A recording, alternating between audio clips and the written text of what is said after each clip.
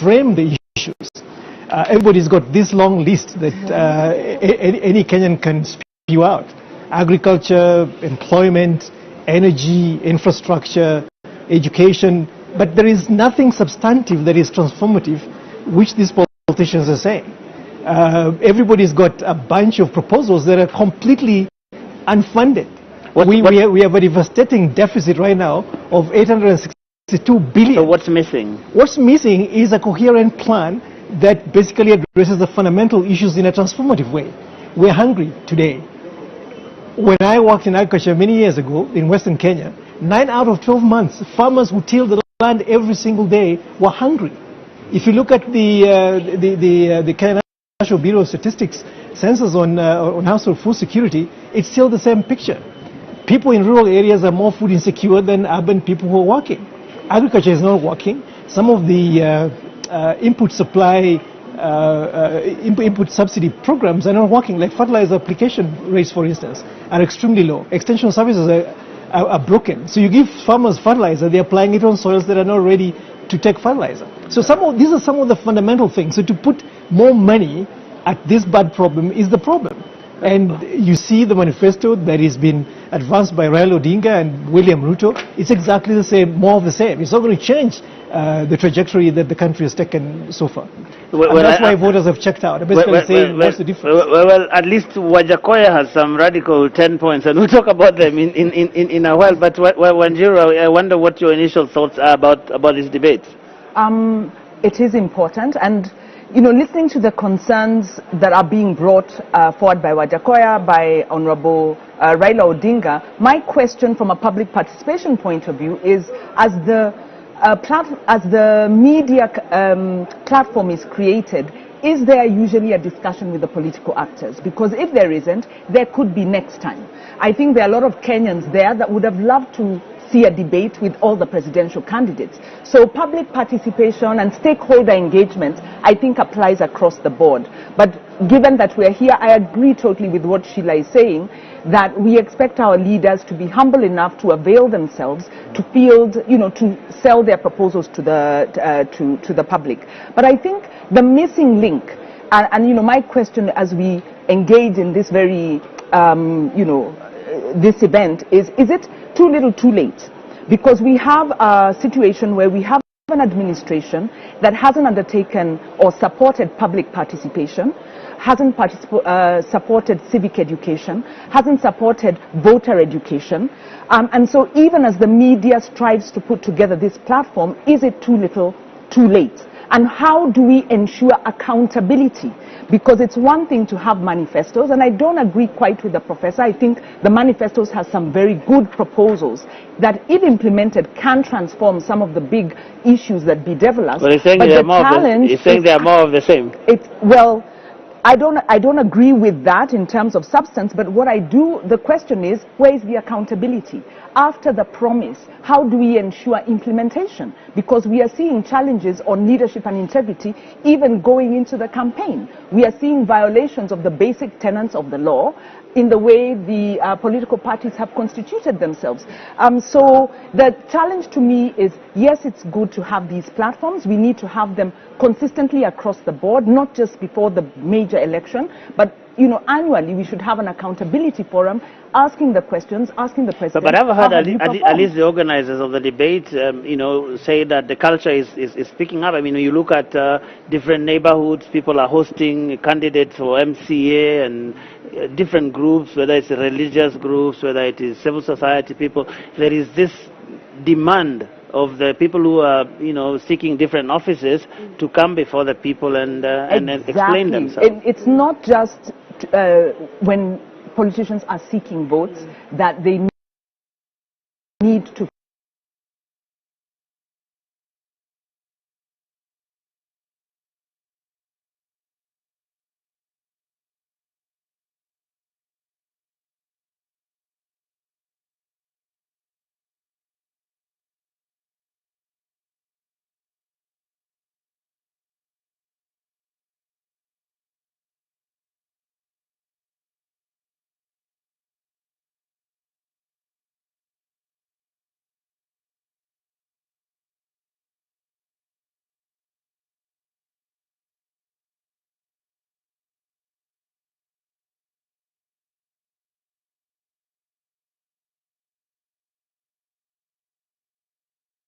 two gentlemen bring to the table.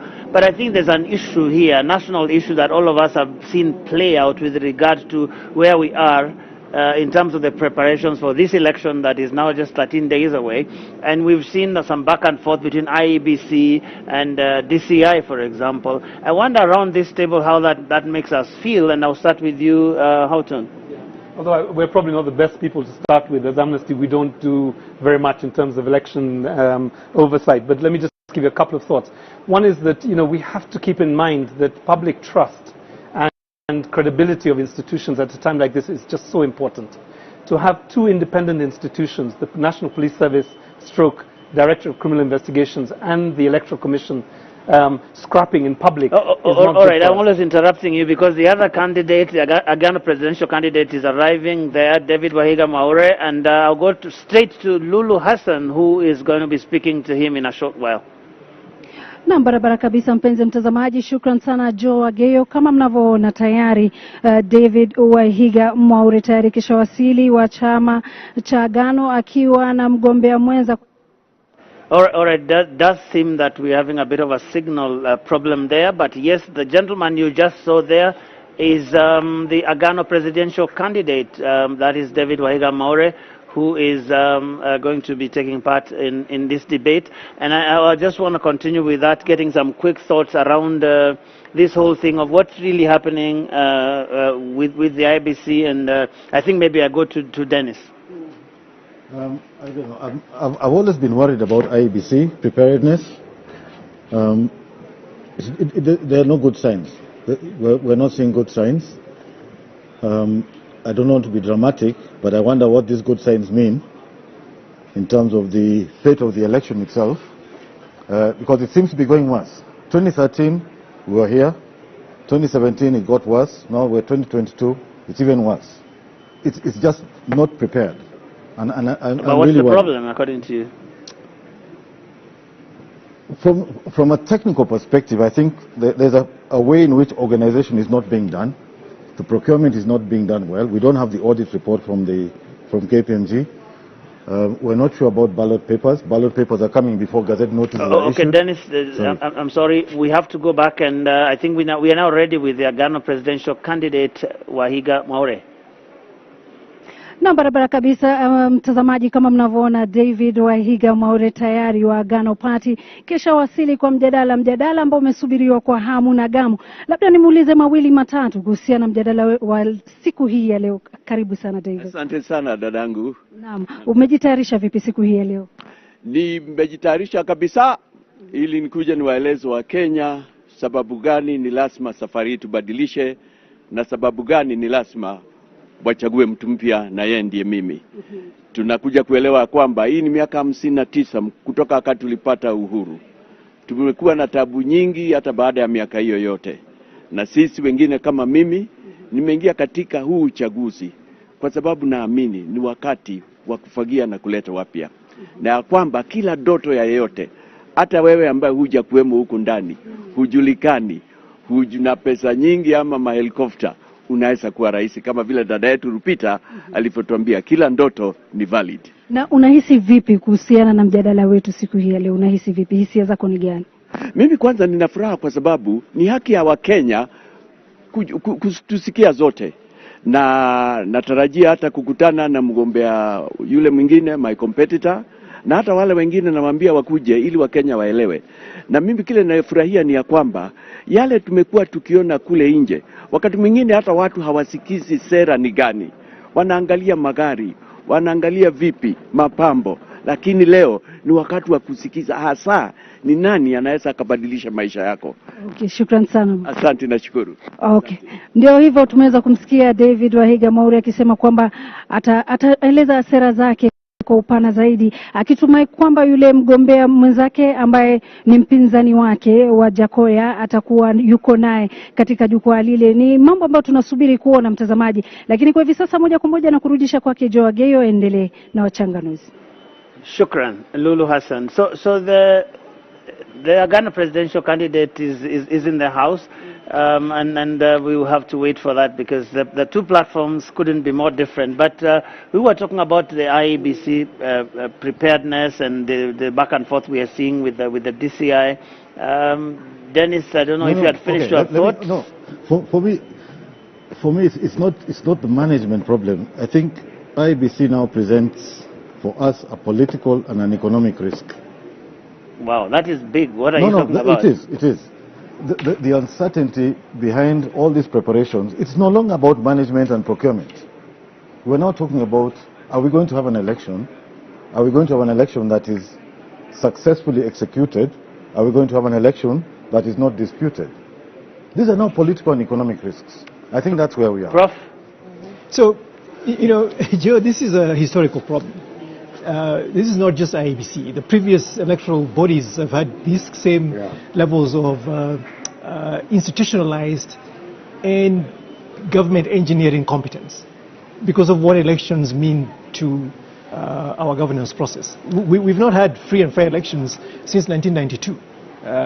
This is not a disputable fact. I think the only credible election we had that we believe the outcome was 2002.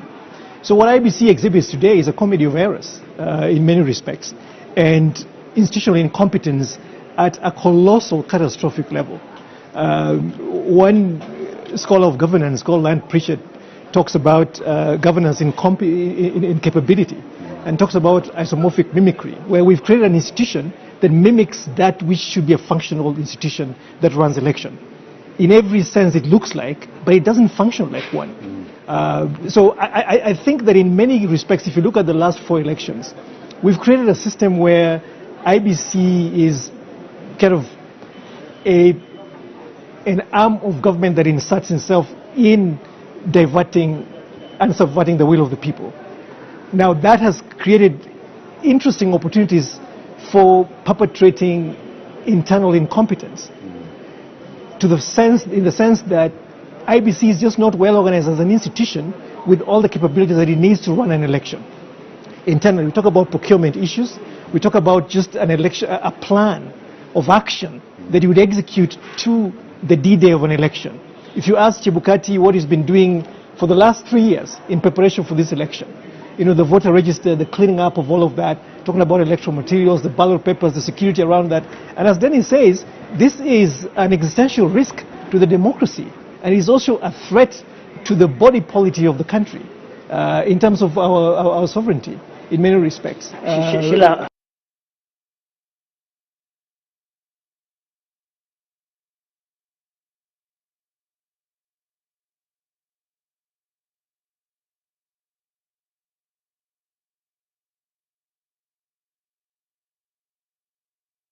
We followed that keenly, and one of the things that we had urged IEBC earlier on is in the spirit of open procurement, because we know the problem of procurement in this country. It is actually the center of corruption.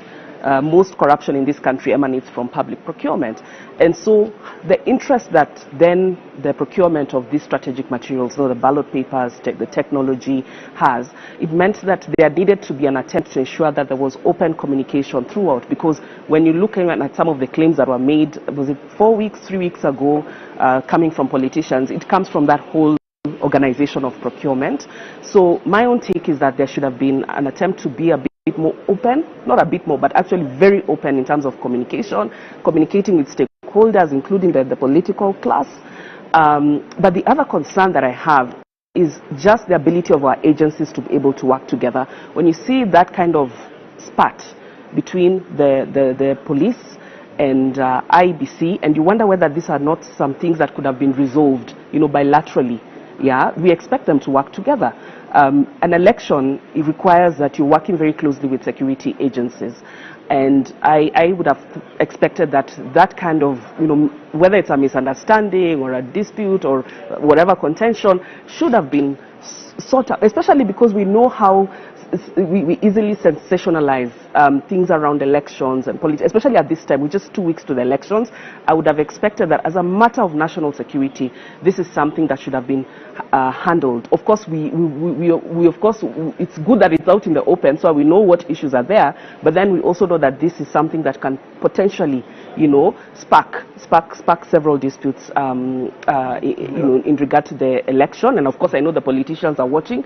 It's probably a matter, if anyone is preparing the petition, it's already something they are doing more than they're watching. They're talking a lot as well. But, so my concern, Joe, is how our institutions are working, not just the police and IBC, but throughout the planning of this entire election. I have had my concerns in terms of our institutions to be able to work in collaboration. Even when you look at how candidates were verified, vetted and cleared, you could tell that clearly these institutions were not working together, and as a result of that, we now have people who are not credible, who don't meet the qualifications set out in the Constitution, who have been cleared for office. So this problem started earlier on in the election process. Wow. It all sounds familiar, Wanjiru. Deja vu all over again? Unfortunately, yes. This is a political problem, because the IBC is really, if you look at our democratic trajectory as Irongo was taking us, from the very start, we are trying to build a constitutional democracy, and we are trying to ensure that our governance is guided by the rule of law. That is where we are heading, and we are coming from a context where we had, an authoritarian, very corrupt regime through the 80s, through the 90s, and we are trying to reform this with the Constitution of Kenya. And the IBC continues to be possibly our weakest link in our democratic process. And I would say this is a political problem, because the IBC was not fully constituted until very recently, last year, yes. Until last year, and that was a failure on the part of, you would say, it's the political leadership.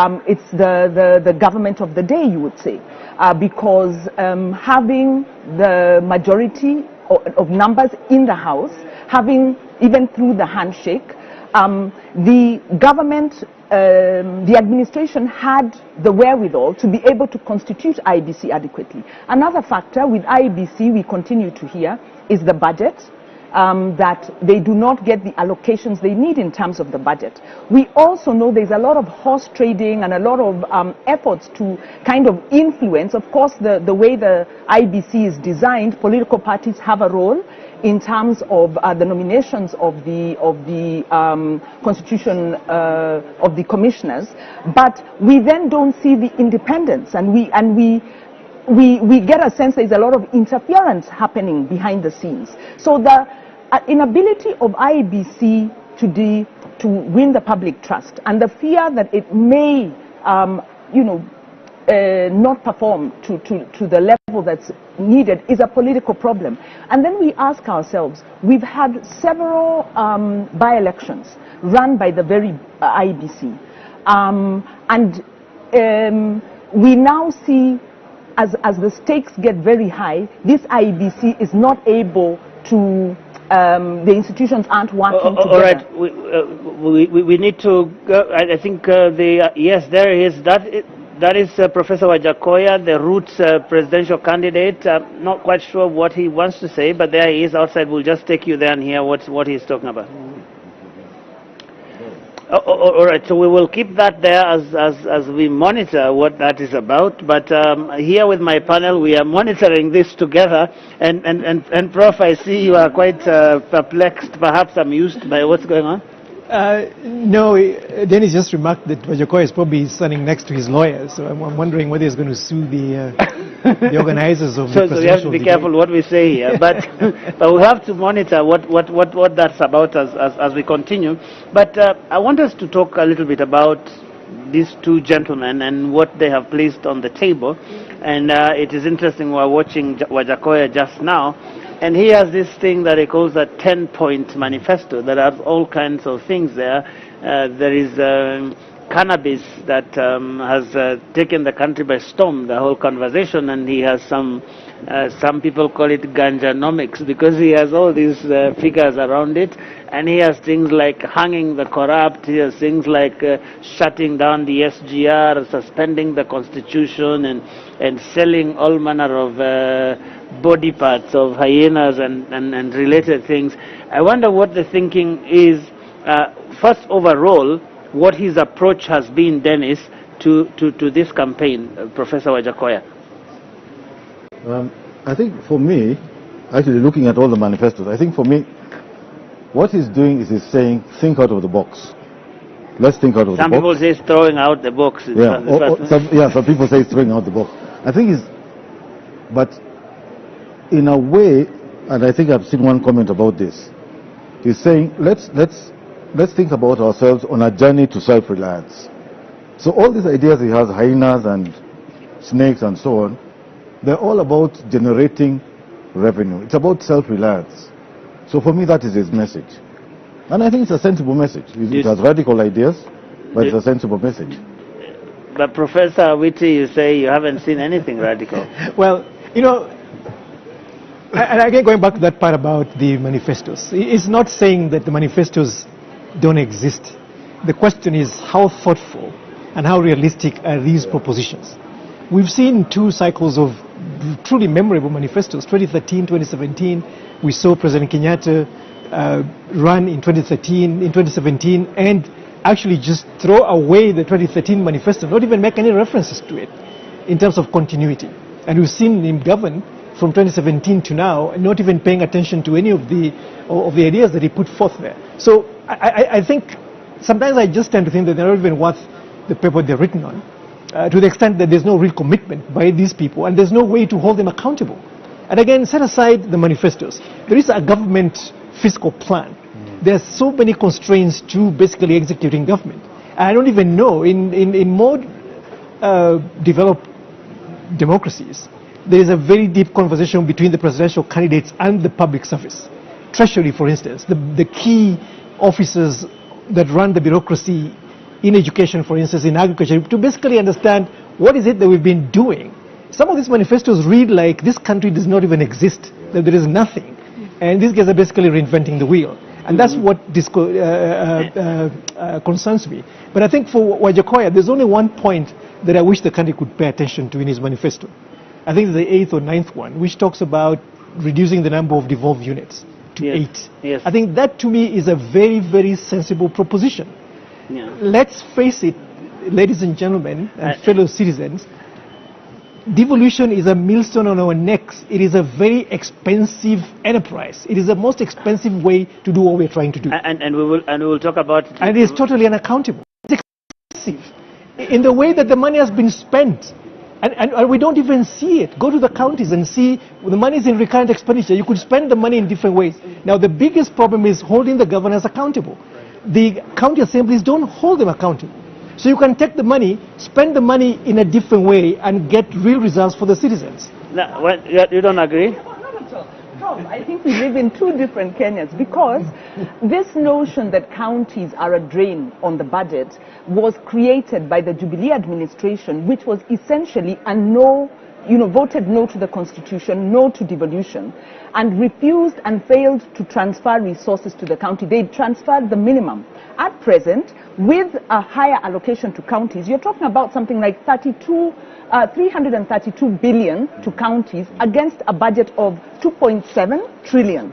So how is devolution the drain on the neck of the country?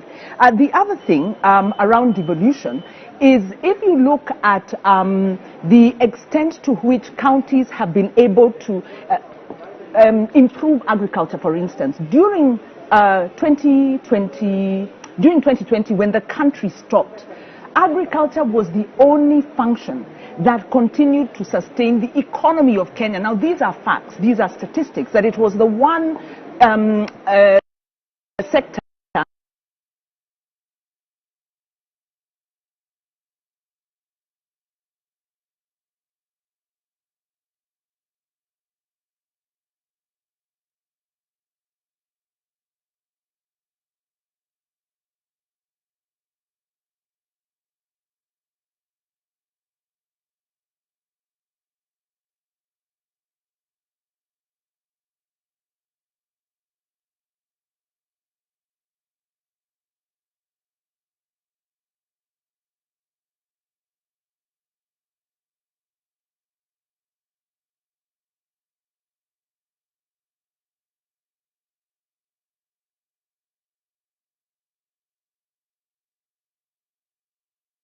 that is, where do citizens decide? And how far away do you want the decision to be from the farthest corner of Kenya? So the issue is with whether we have 47 counties. We now have the regional economic blocks that allow these counties to come together and then come up with, the economies of scale and the efficiency. So let us not deny Kenyans the ability to elect their MCA and hold their MCA to account at a level that is close enough, because we've had enough of centralized government. We want more decentralized government, but we want accountable centralized government. So I think on that, devolution is not just about economics. It has assisted economics. If you look at even the increase in property prices, the expansion of services, devolution has assisted that. But there is also a political exercise, and there is Article 1, citizens say, self-governance. You can't have that under centralized government. Joe, let me just jump in, because every time I jump in, It's a debate. I didn't know you're all right, just very briefly, yes, yeah. We just want to do a check on what's happening with the registration, but it's fine. You can make that come. Okay, so that was a light touch. I mean, I think the thing that we have seen in both of their manifestos, which I think have been interesting, is the focus on anti-corruption. Right? So that's the area that they do agree on, but their prescriptions are very different. So I think with the Agano Party, what I saw was a lot of language around, how painful, how onerous, corruption and impunity is, but very few legislative and policy prescriptions and, I guess, programmatic shifts, right? The one thing that I think is interesting there is this idea of shifting prosecutorial powers to the Ethics and Anti-Corruption Commission. Yeah. So we will come and have a fuller conversation on this. I just want to remind our viewers who are watching this all across the screens in this country. We are live on TV and even online, following these historic engagements that we have in this country every election cycle. And right now, many people are already arriving here, the audience being properly vetted. And I want to cross live to Kennedy Mureithi, who is standing at our registration desk, just to check what's happening there. Is everybody in now? Because we'll be starting this debate in another 45 minutes or so. Kennedy, what's happening where you are? Well, thank you, Joe, and quite an interesting panel you're having there, discussion. And here on this other side of the registration desk, there is an outpouring of Kenyans who want to watch this live, and they are already being cleared from the registration. There are hundreds of others that are being cleared from the other side where there is the main gate as they come in, and there is also a provision for where they will be sitting as they wait for them to be called on. And there is a serious number of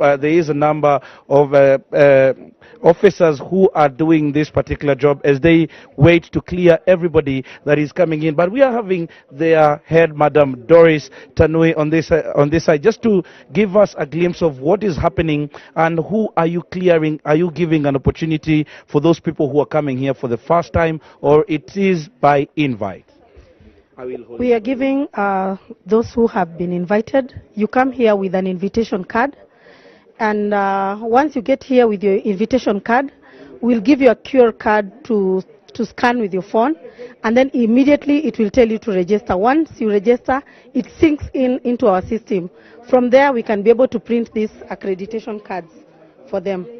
So when you're saying that you're coming in and you're given a QR code, does that mean that anybody else who has not received an invitation card from home will come here and receive the QR code? No, if you have not been given an invitation card, we are not able to print for you a badge, and you cannot be allowed inside the gate. So probably take us through this process. We are seeing that there are different desks manned by different people. Is it to cater for the different groups that have been invited? As I can see here, my camera person Brian will be showing, there is the embassies, there is the Media Owners Association and all that. Then there is the delegates. Probably you could take us through this.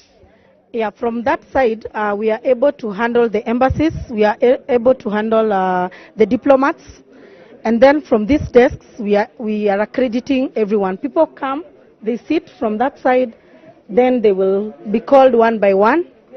They go to various desks, and then they are sorted out to make it move faster. Well, that is what we are getting, and everybody has been catered for when they make their way to this particular place. And we will, the digital? This company is called Digital One. We are the one who are doing registration and accreditation. Yes. Yes. And we have already seen an outpouring of people that started early in the morning as they came in. Remember, this auditorium houses about 700 people who will be coming in, and they will be watching from here. But we're also having the security team that is being manned to make sure that everybody who comes here has been vetted, and will be making sure that they come with that particular card, the invitation card that they were given, so as to make sure that the security is smoothless. Hello, madam. Jambo wa Kenya, jambo wageni. Hapa ni sub-county ya Lang'ata, na huyu ni kamanda mkuu wa polisi eneo hili la Lang'ata, Miss Monica Kimani, na nataka kuambia mambo ya usalama. Tumeweka usalama ambao ni nzuri sana. Kuna sehemu 4 za ukaguzi, kuna main gate, kuna hapa mahali mnaona registrations, kuna pale chini na kwenye auditorium. Kwa hivyo security ni nzuri sana, na tunaomba delegates wale wamealikwa wawe very cooperative kwa sababu ya usalama wao na usalama wa wageni pia ambao tuko na wao kwa wingi. Well, you're talking about the security that has been enhanced. Probably you will tell us the number of people that are coming in, and the number of security officers that you've placed here, just to make sure that everything goes as smoothly as possible. Thank you. We have over 100 police officers within this compound, and many others outside this compound. We have both in civics and in uniform, and so there is no reason to get worried. We are up to the task. Well, thank you very much, Joe. Just before I get back to you, we also want to get a view from one of the delegates who have come here.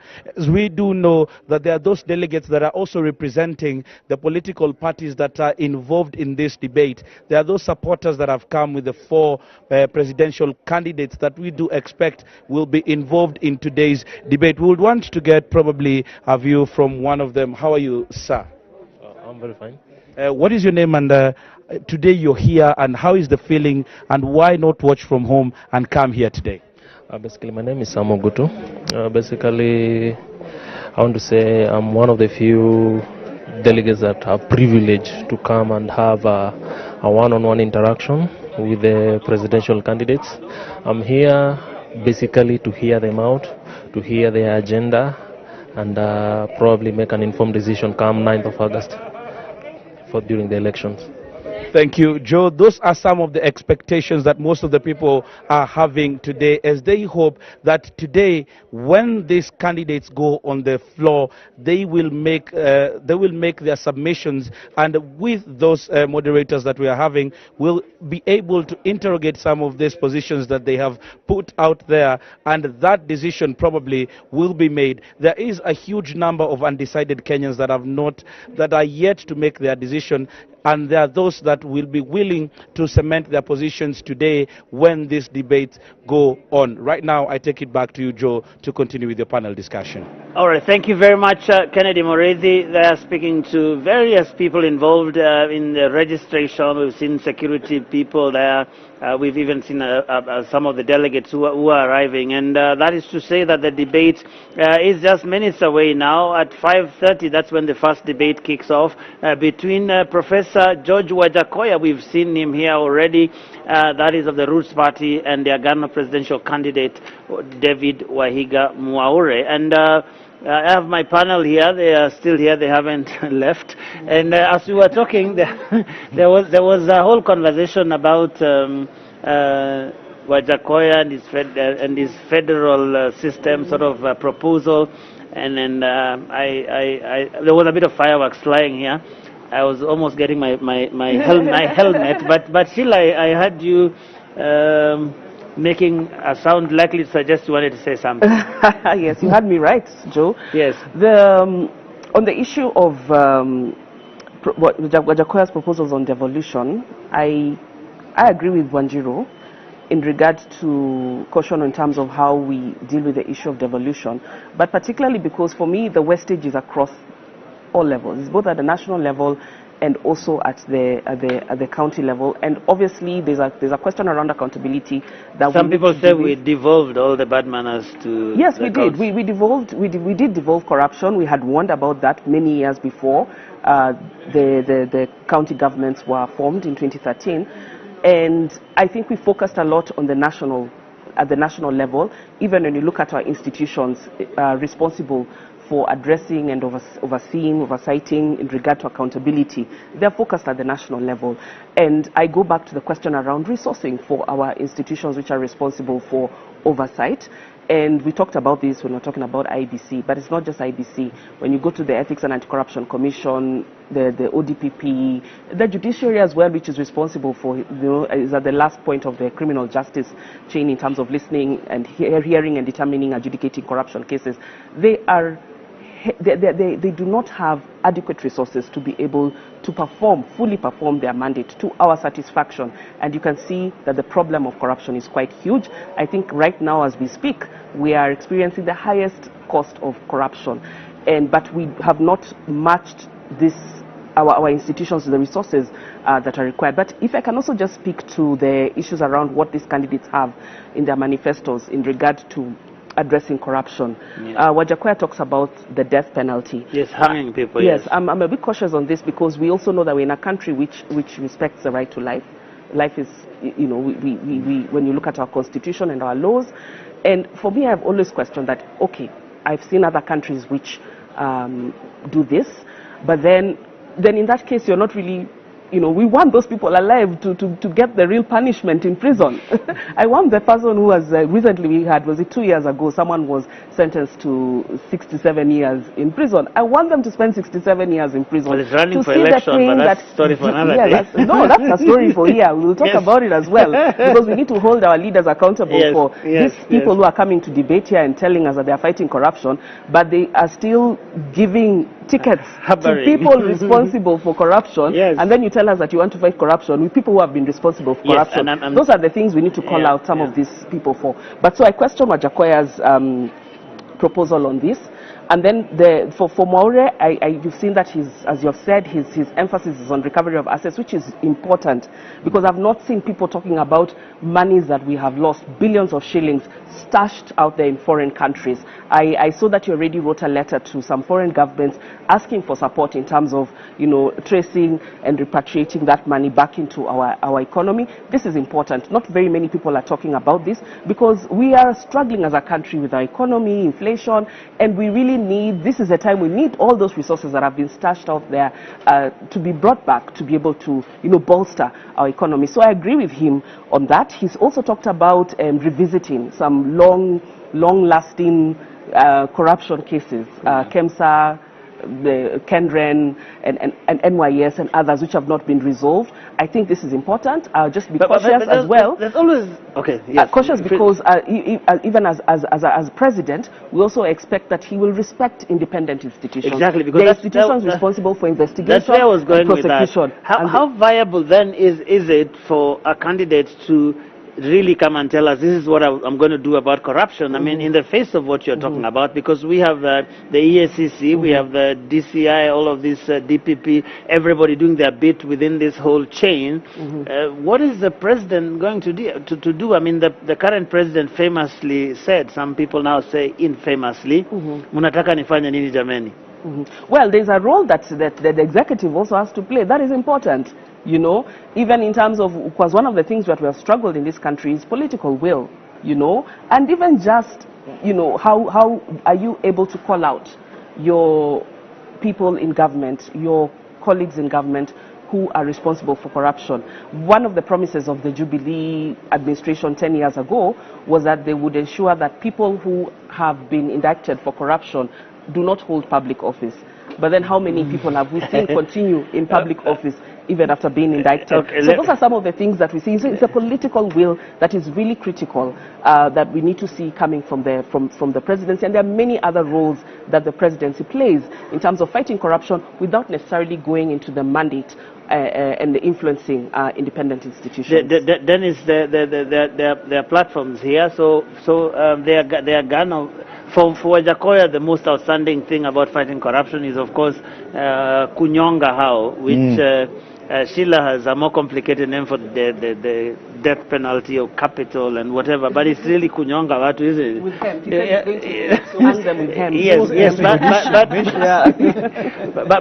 but then there are the other things that the Ghana presidential candidate is proposing, such as the whole asset recovery thing. In fact, he's saying that asset recovery thing should be domiciled in the presidency. He's already written some letters to some foreign embassies and that sort of thing. He's talking about devolving budgeting to village councils, which is not just about corruption, but I guess it's also some of the things that Wanjiru was talking about, taking everything closer to the people. And then talking about the big fish going about. Budgeting at the national level or at the county level?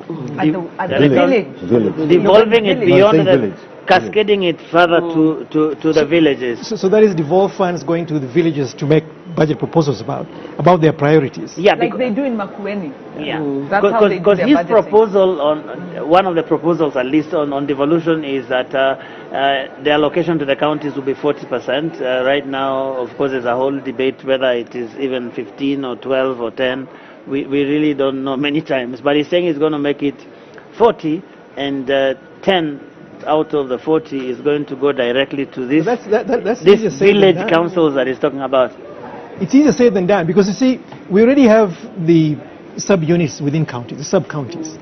And in the current constitution, and what has not been instituted, has been the further devolution below the county level to the sub-counties and below, where you'd go to a ward, for instance, and then have a ward council or a ward forum that basically talks about those priorities. But that envelope has to be allocated by the county assembly. That is the process. There has to be a legislative process that basically looks at the entire pie and then further allocates that, and then at that sub-county, sub-ward level, then you can now talk about ward priorities. Otherwise, the whole thing becomes very unwieldy. And then what is the level of preparedness, preparation, training, capacity building for villagers to be able to do this? I think sometimes we need to be very careful of this fantastical thinking, because this is serious stuff. But it's happening. It's happening. And sorry to jump in. When we talk about decentralization of the budgeting process, it's happened in Makueni. And there are models that we can look at, such as Makueni, where budgeting process starts at in fact, sub-village, in terms of prioritization, and they then have a process of putting together those proposals, and then at the ward level you have ward kind of budgeting meetings. So if the governor wants to do a county-wide large infrastructure project, like national government did SGR, or they want to build a hospital or something, they have to go to these ward level meetings and convince villagers, give us this priority because it will help you. So you have a deliberative budgeting process that is well thought out, that is based on structures that are not just set up for the budgeting process, but that exist and have other roles. Linked to that, before but isn't there a need for that continuous capacity building for them? They have